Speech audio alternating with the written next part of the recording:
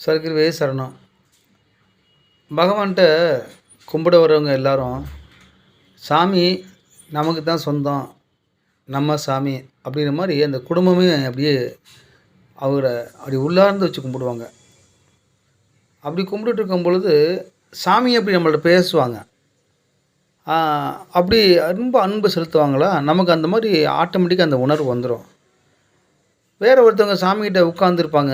சாமி அவங்கள்ட்ட பேசிட்டு இருக்கும்போது, சில பெண்கள் பொறாமப்படுவாங்க. நம்மகிட்ட தான சாமி எப்படி இப்போ அவங்கள்ட்டன்னு பேசிட்டு இருக்காங்கன்னு.